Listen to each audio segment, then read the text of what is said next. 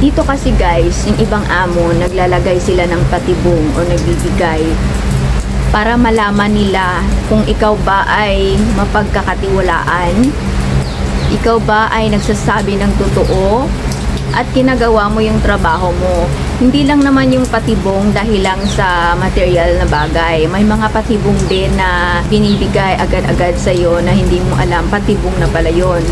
So, magbibigay ako ng mga iba't ibang klaseng patibong na naranasan ko dito. At yung pinakauna talaga dyan, guys, is about sa pera.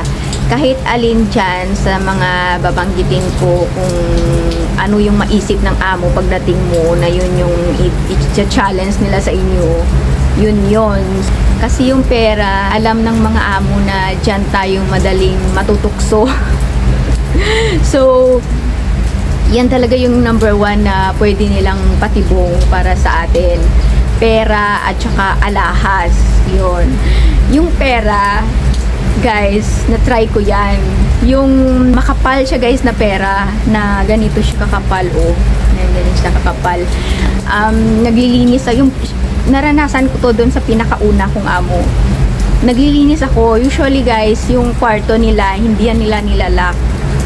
Never pa yan nilang nilak simula nung dumating ako.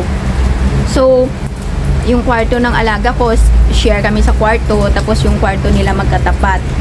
So, everyday, naglilinis ako dyan sa loob ng kwarto nila. Kasi yan yung order nila.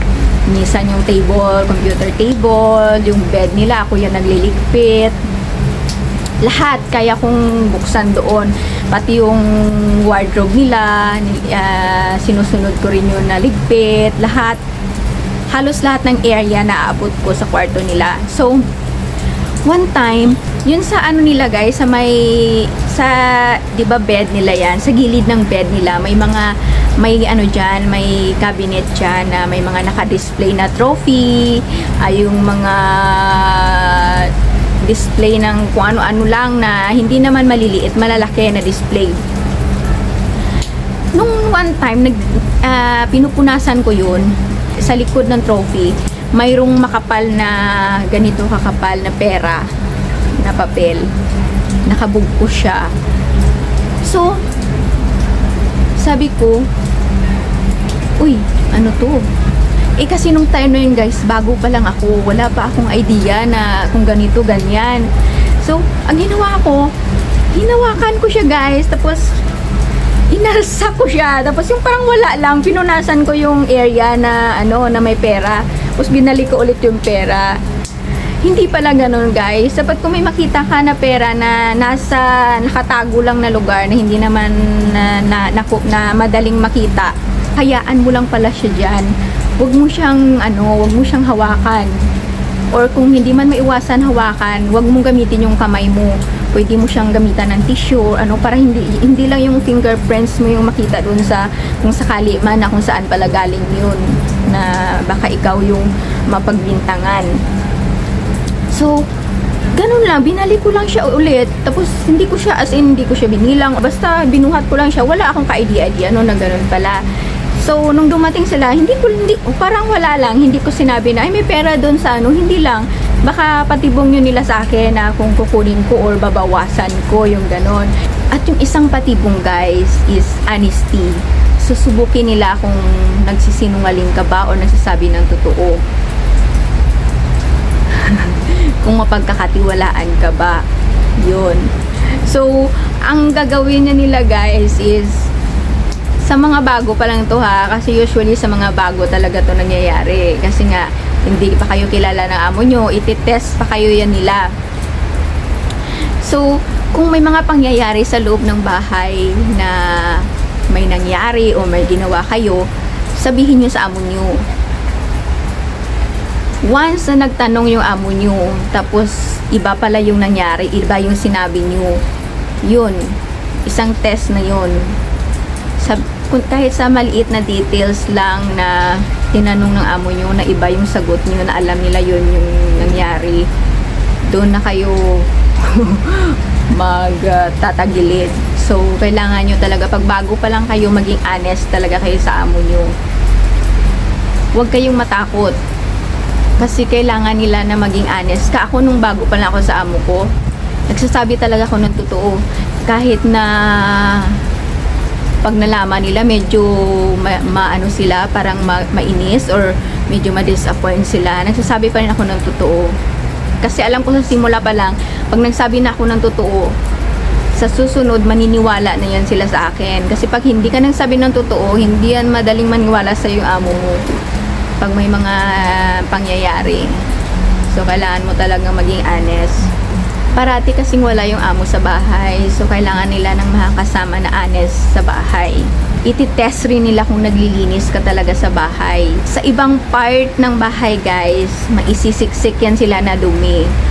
Once na hindi yun natanggal, meaning hindi ka naglinis sa area na yan. Once na hindi yun natanggal yung basura dun sa, limbaw lang, ilalim ng sofa, means hindi ka naglinis dun sa ilalim ng sofa. So, ititest rin nila sa ganyang situation yung ibang amo. Hindi naman lahat, guys, nangyayari dito na ganyan.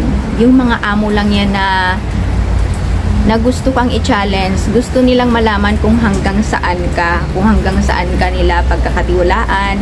Para lang ito, guys, sa mga bago pa lang na maging aware kayo, baka yan pa yung maging dahilan na hindi kayo tatagal sa kanila.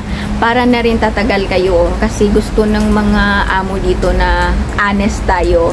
Yun yung pinaka-importante din na ugali natin na magugustuhan nila. So, be careful kayo pagdating sa ganyan, pagdating nyo pa lang dito.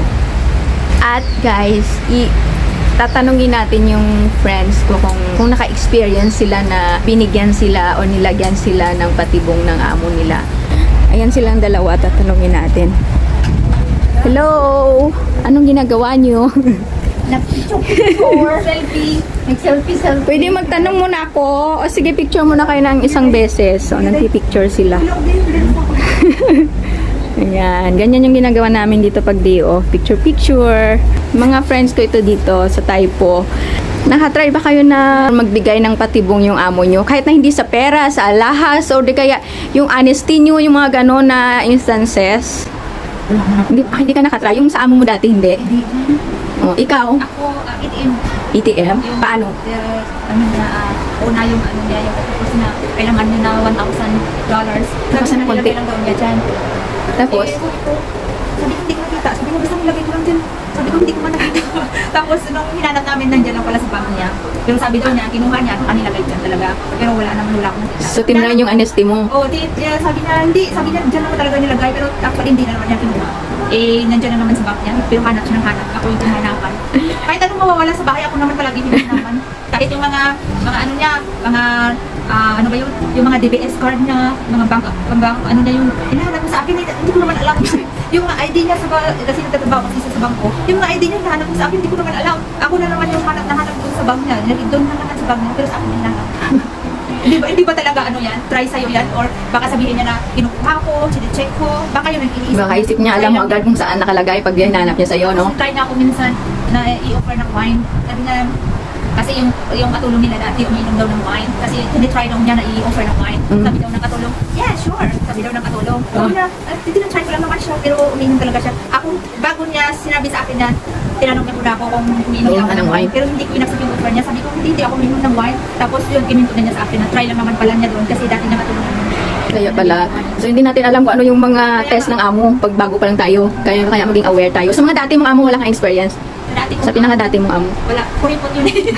Wala siyang tinatry na kung ano-ano. Kasi hindi naman kailangan i-try yung matulong. Kasi yung bahay nila, lahat yung kamera. Pero may mga amo dito talaga na naniniwala ka na nagbibigay ng patibong yung ibang amo. Naniniwala ka sa ganyan? Naniniwala ko ng ganyan. One time sa Singapore ako dati nilagyan din ng amo ko ng pera, yung pulsa ng short niya. Na nagpaalam na ako na aalis na ako, hindi na ako ganyan. Nilagyan niya ng pera na $13,000 Singapore dollar. Yung bulsa ng short niya. Tapos iba may mga packing na tao kasi i-renovate yung bahay.